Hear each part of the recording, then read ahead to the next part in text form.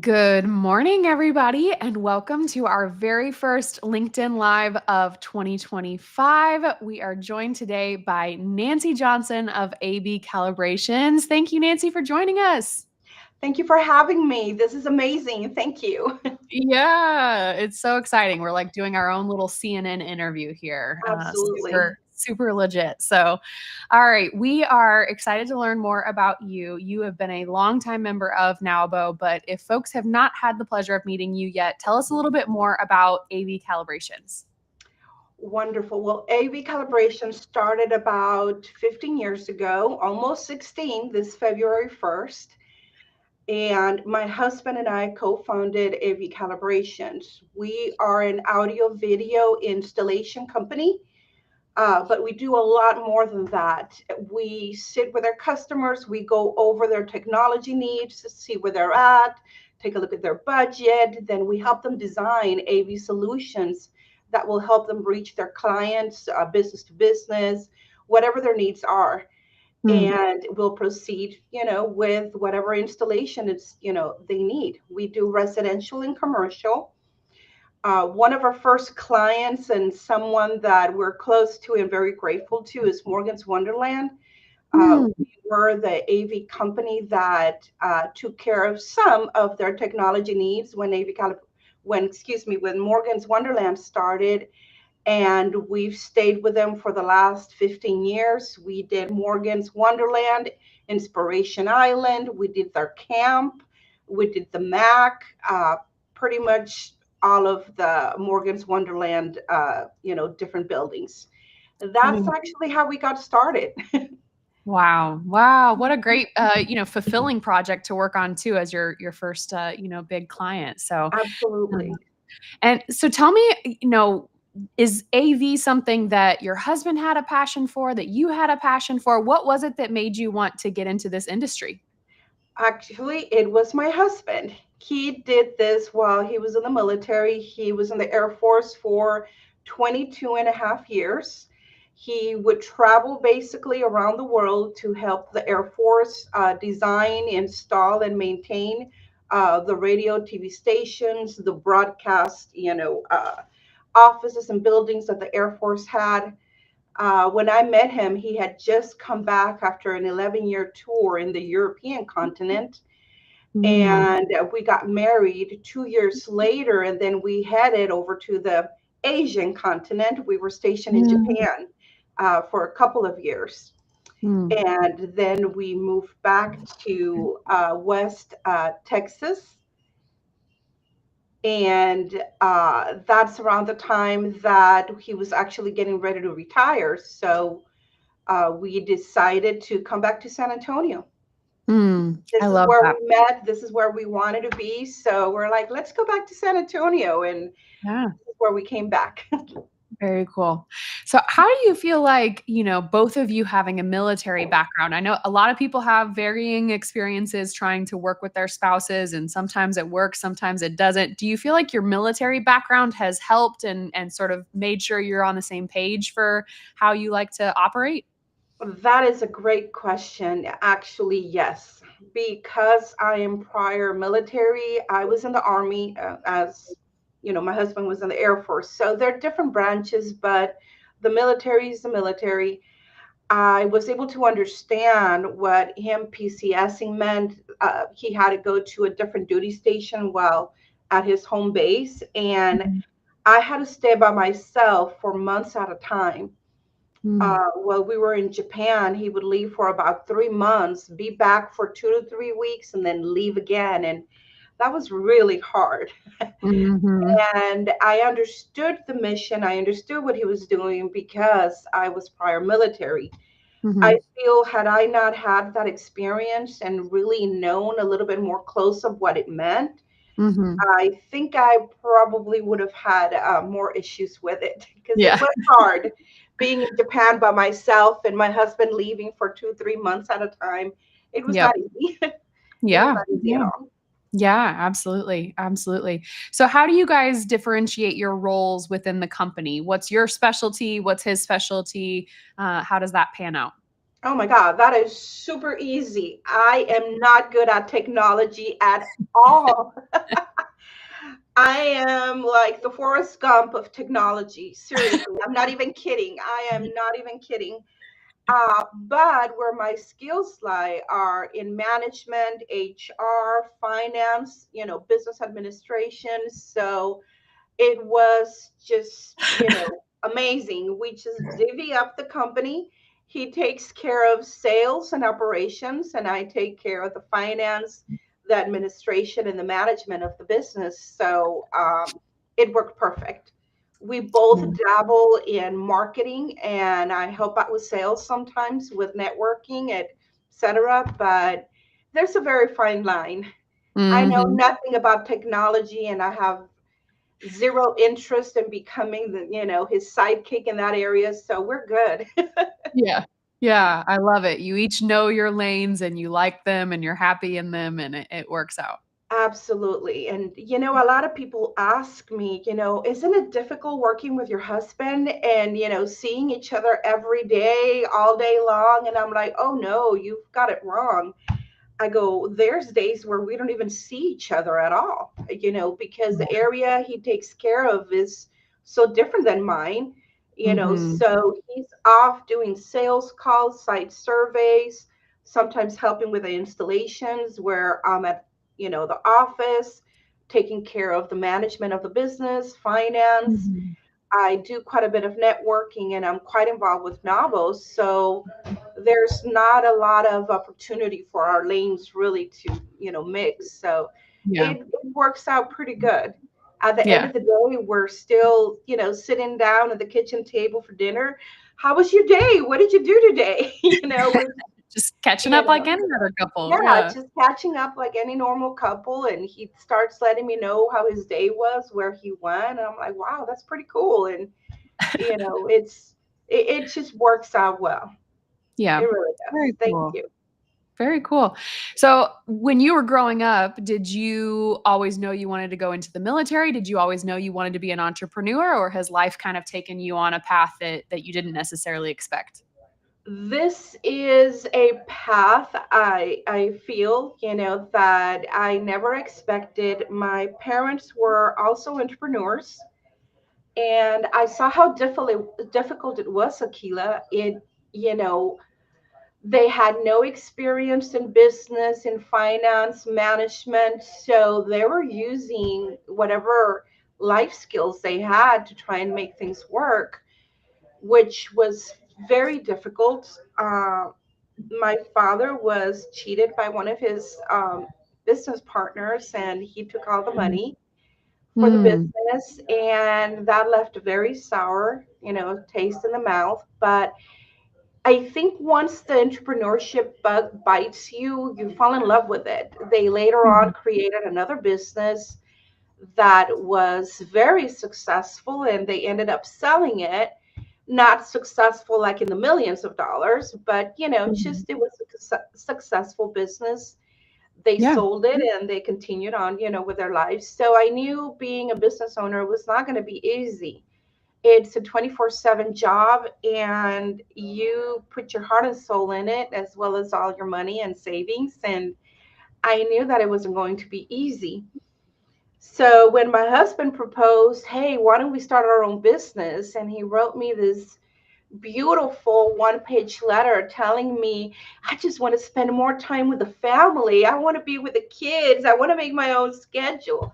I remember laughing and thinking, oh my God, he does not know what being an entrepreneur is. I'm like, okay. I remember laughing and I'm like, okay, I am going to continue working. I was working at USAA at the time. I go, I have a pretty steady job. It pays well. Go and do what you got to do. So we did that for about 3 years. And then I was helping him on the side, doing some of the accounts payable, some of the accounts receivable, brainstorming on the direction the business was taking until he finally told me, I can't do this without you. I need you to join me full time. And it was a very difficult decision because, Mhm. again, I had my parents' experience with business and Mhm. I was really worried. But Mhm. I believed in what he was doing. Like I mentioned, technology is so alien to me that it amazed me that he was so good at it. Yeah. At the end of the day, I would be reading one of my novels and he would be reading schematics. And I would go and take a look and I'm like, there is nothing to read. What are you doing? And he goes, what do you mean there's nothing to read? Look at all this information. And I'm like, wow, I married a nerd. I'm like, okay, you read your schematics and I'll read my novels. And Mhm. it takes a very special person to be able to do what he does. I've always felt Mhm. that. So I'm always amazed that he understands, low voltage and what WAPs are and, the different needs of the technology, how to piece it together, how to know that the different components can work together. Mhm. So Mhm. that's amazing.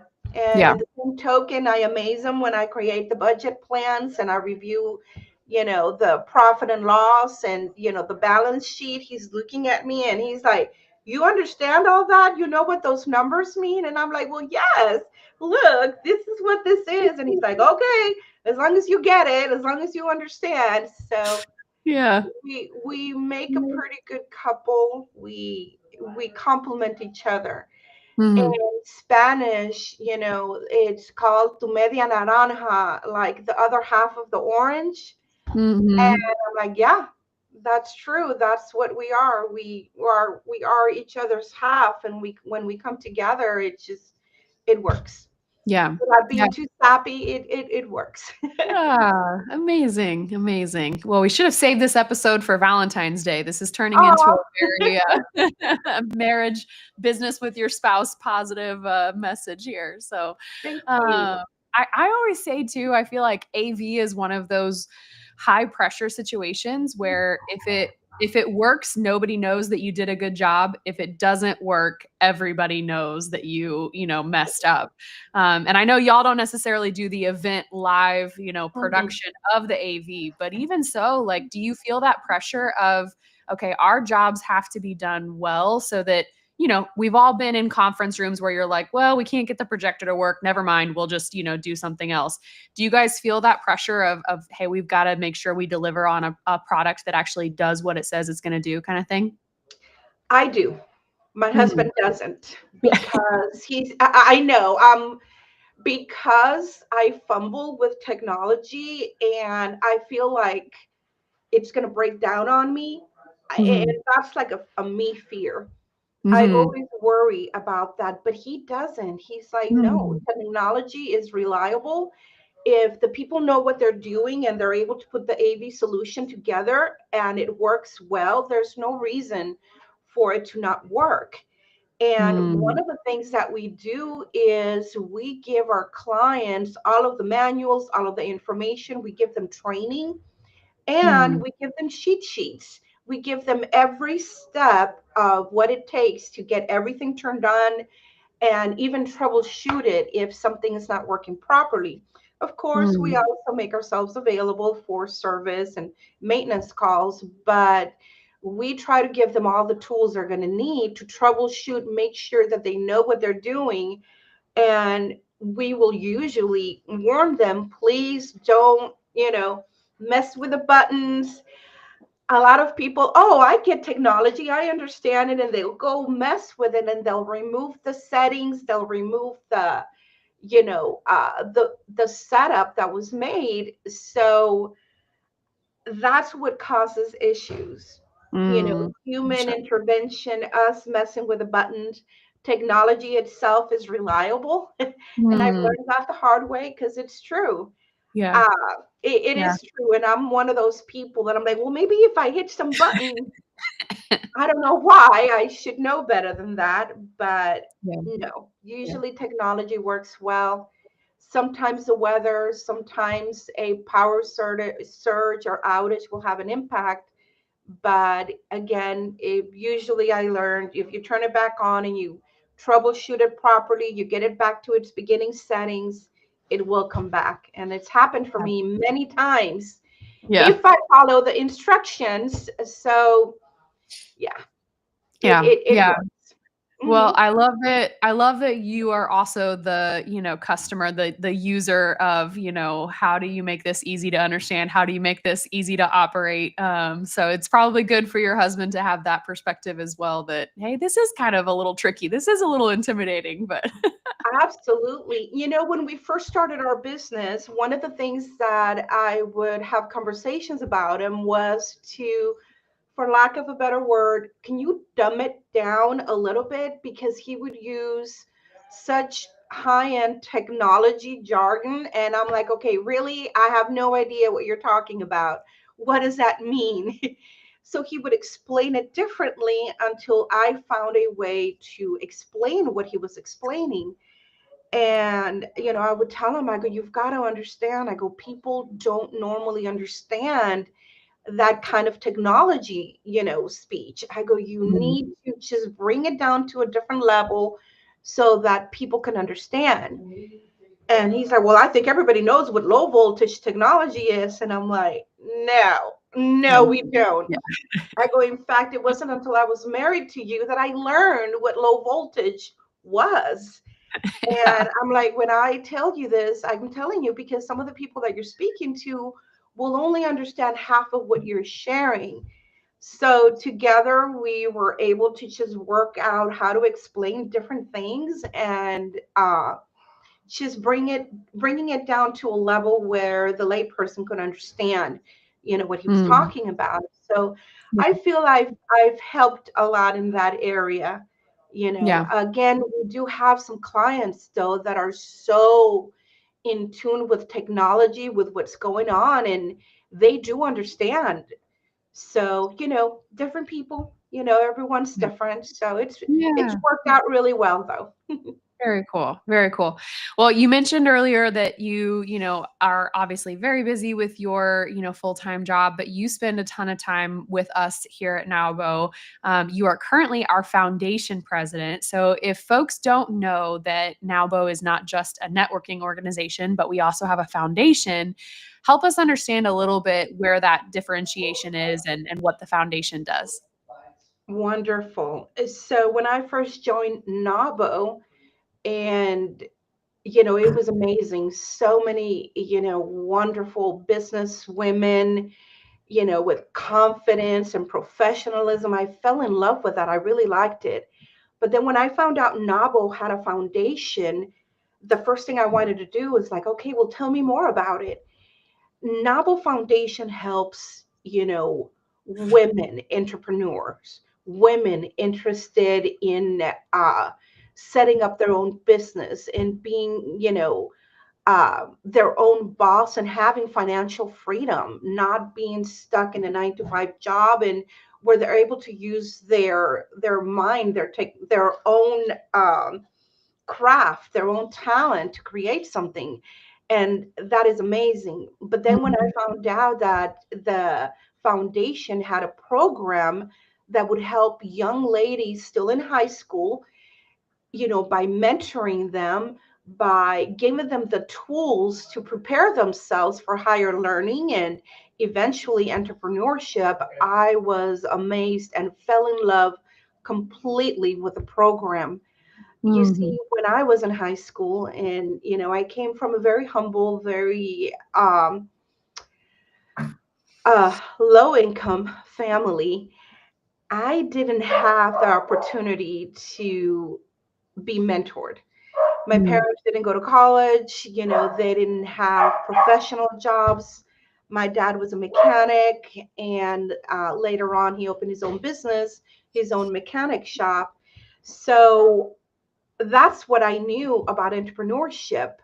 But yet, and I think it was mostly because of our culture, being Hispanic, being a woman, my father didn't expect for me to want higher education, for me to pursue, college, university, for me to want to have a career.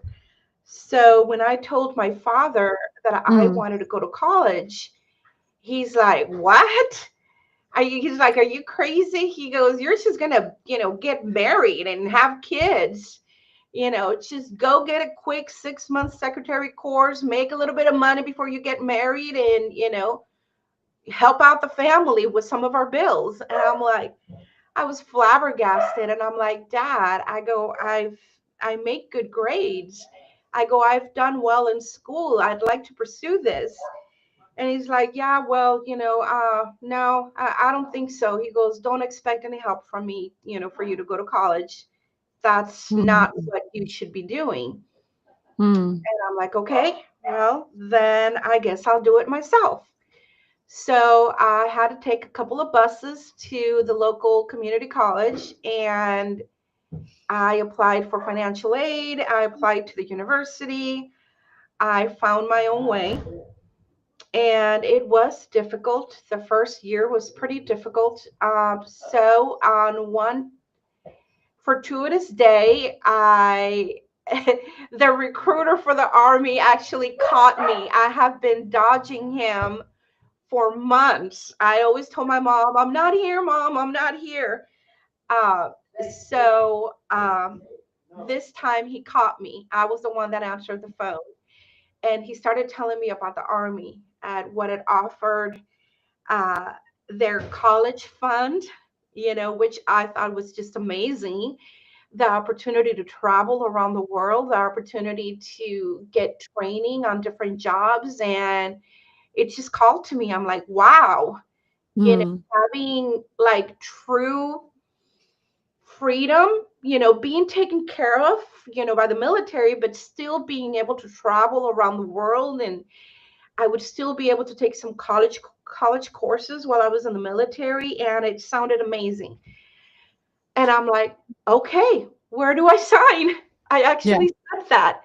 So I went to the recruiter's office. They showed me the video, with the awesome, graphics and the sounds and the music. And I'm like, wow, I'm going to get to do all that. And it was just amazing. So, Their AV setup was pretty good is what you're saying, right? yes, I was like, wow, this is awesome. I'm like, yes, I'll do it.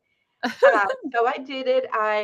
And this is really weird because I went into telecommunications, which was a field that I had absolutely no idea about.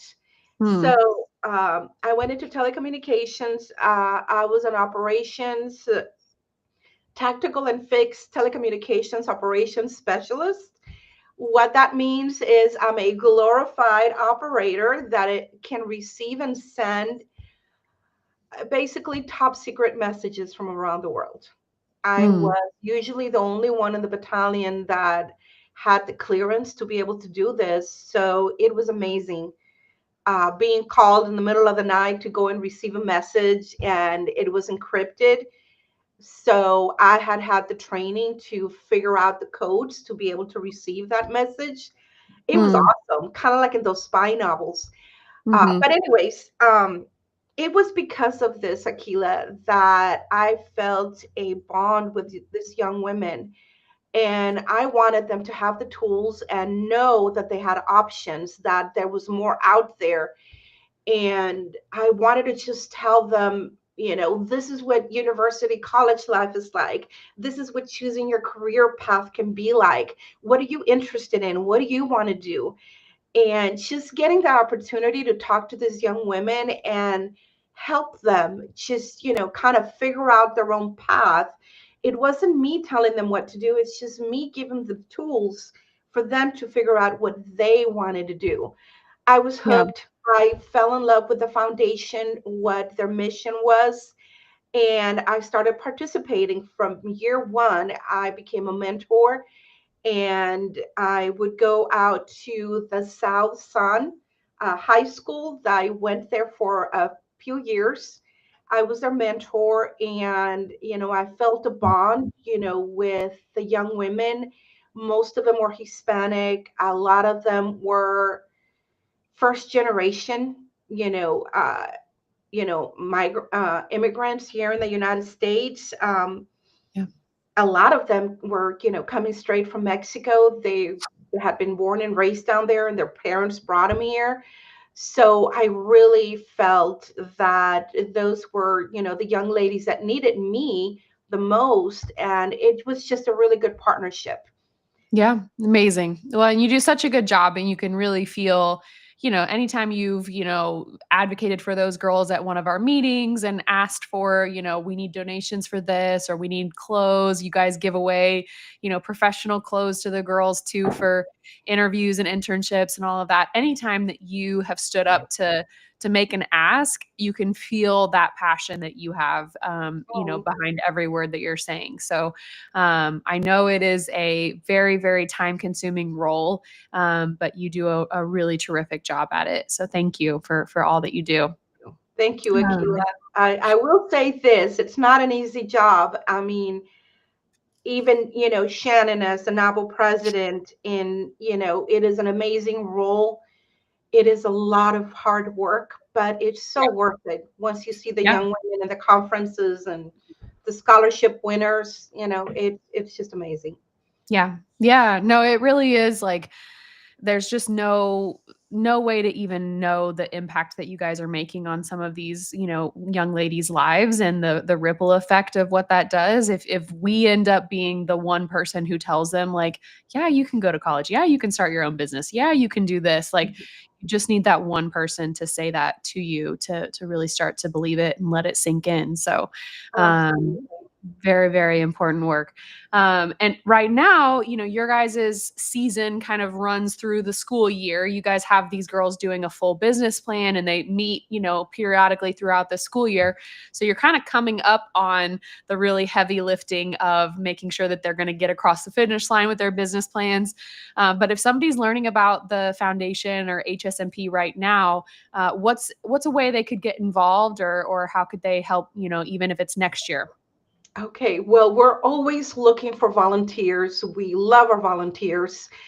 Um, our our program begins in September, which is the beginning of the school year for a lot of the young ladies. And what we do is we reach out to the local high schools in San Antonio. This year, we were able to partner up with 10 high schools. And what we do is we reach out to all of, the different high schools in San Antonio, not just a certain area. And what we do is we ask for mentors. The mentors are the business women, the entrepreneurs that get to spend the time in the high schools with the girls, mentoring them on a one on one. They make that trip once a month and they help them with their business plan. They help them come up with ideas. They answer their questions. But then during the calendar year, we have 3 conferences. During those conferences, we use table facilitators who are also entrepreneurs, and they sit down with a mixed group of students and they go over their business ideas, they go over any questions. So at different times, these young ladies have opportunities to be mentored by different women and ask the different questions they might have. Also, the women get to share their own experiences through their entrepreneurship and help give them guidance, ideas for the business plan. So this year we have 5 awards for scholarships, and we start off at 10,000 down to 2,500. So we are always looking for people that are willing to spend time with these young women and walk them through a business plan. Let them know what, Mhm. the finance looks like in, putting together a business plan. Where you're going to be getting the money to run your business is one of the biggest things to look at. One of the biggest headaches, I'm going to admit, because a lot of times people don't just have money handy and hundreds of thousands of dollars in Yeah. savings. So you have to figure out where that money is going to be coming from. So that's where our entrepreneurs come in. They get to share their experiences. So during the conferences, Yeah. that is where we get to reach out to all of the young women together in the conference. That's where we do a clothes drive. We show them, how to properly dress for an interview while you're at work, what attire is acceptable and professional looking. And the same women from NAWBO, they're the ones that donate the clothes. And then we have classes to show them this is how you can put outfits together and this is how you can fix your hair and makeup. We actually had a volunteer entrepreneur that gave a tutorial on how to properly, fix your hair, accessorize, and be able to, give that wow factor during an interview and, while going to school. Mhm. So those are the tools that we share with them. So we do ask that, the volunteers that are coming in, if you have something that you're really good at, share it with us. We would love to share that with the students as well. And we like to give them what we call our soft tools, so that, they can continue growing and learning. It's not just academia, it's Yeah. not just mentoring about, university or college life, it's also self awareness. We also do, oh my God, I can't remember the name. It's just, uh,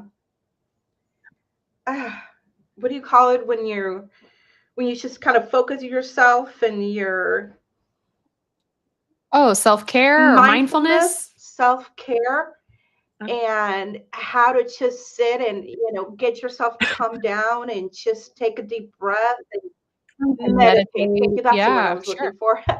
We try to help them learn how to meditate, how to calm themselves, how to gain strength from their inner selves. And because they're going to be faced with so many different challenges out there, and a lot of times they're only going to have themselves, to rely on.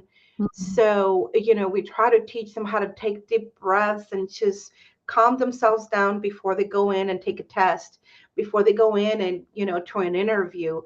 All the different soft skills that we would have appreciated while, we're going to college and Absolutely. we're getting ready to graduate. Absolutely. We go from Yeah, being a kid at yeah, home where you have to listen to your parents and you're under their protection. Then the next thing you know, you're going off to college and you're by yourself.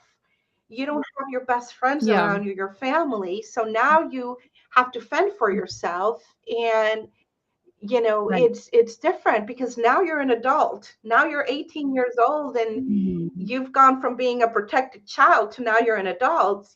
How do you deal with that? So, you know, Yeah, yeah, that's where absolutely. some of the mentoring comes in. We try to share as much as we can, with this young women, what we Yeah. went through, some of our life experiences. So they're like, oh, that's what you did, in that situation. Yes. If you're faced with this Yeah. situation, there's so many different routes. This is what you can do. And they're like, wow, we never thought about it. And that's where we get to share a Mhm. lot of life experiences.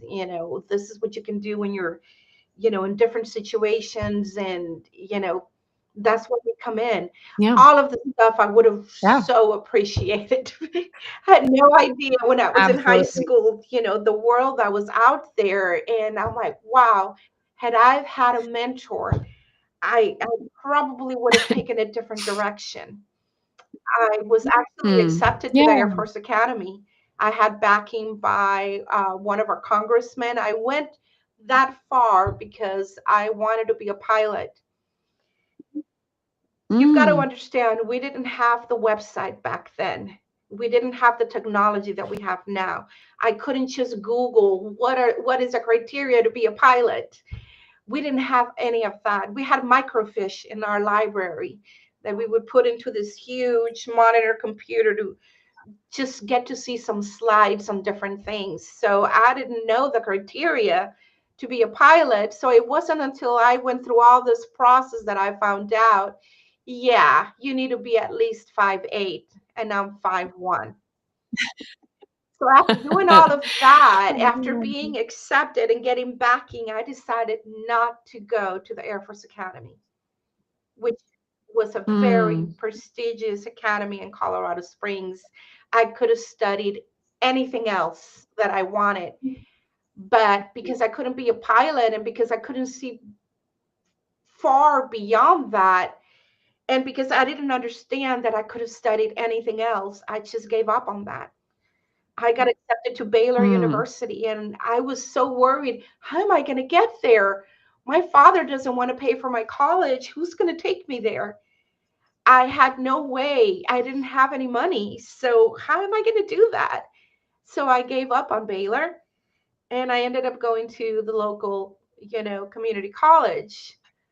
And even Mm. then, it was difficult because I had to take the bus to get to the university. I had to take another bus to go to my part-time job, and it wasn't easy. So when I got that call from the military, that's why it sounded so amazing. I'm going to be taken care of. I'm going to be making money working.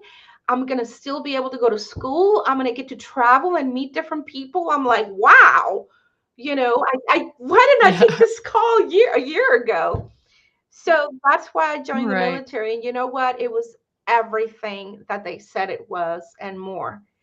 After the military, I was able to Mhm. get the confidence and the stability within myself and the organizational skills that I needed to be able to work full time. I went to the university full time and I was in the Army Reserves. I was able to do all of that. Mm.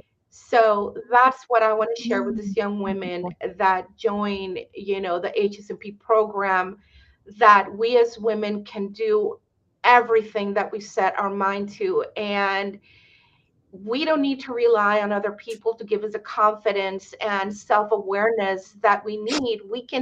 We have that inside of us. So being able to share this with them, having the opportunity to do this, I think it's such a blessing because I feel like I'm able to give Mm. back to the community and seeing them Yeah, so happy and absolutely, learning, absolutely. and then doing a business plan, which by the way is so beneficial and helpful for them because they have no idea. Once they get to university, they're going to be doing like one of those at least once a month. So we're giving them Mhm. awesome, amazing tools for them to be fully, well, do better at the university than the Yeah. student that, didn't go through that because it'll still be a challenge. Yeah. They'll just have tools they need to Right. be able to kind of get to, the next level. Sure. Yeah. Well, thank you so much, Nancy. This has really been so great to hear more of your journey, and it's so intertwined with everything that you do at HSMP. So I love that, our viewers can connect with that now and know a little bit more about HSMP, a little bit more about how to get involved. If you are interested in attending a NAWBO event, you can hit that QR code up above. It will give you a link to our calendar of events. But if you'd also like to be able to find out more about HSMP, there is a link on our website to find out more about the foundation too. So thank you again, Nancy. I am so glad that we got a chance to talk to you today, and we will Absolutely. see you Akila, soon. thank you for this. I appreciate it. Once you get me talking about HSMP and the foundation, it just goes all over. Thank you for taking the time for this interview. I greatly appreciate it. If there's anyone out Yeah. there that's interested, please get a hold of me at NAWBO HSMP. I would be more than happy to speak to you and let you know more about our program. Thank you for your time. Yeah.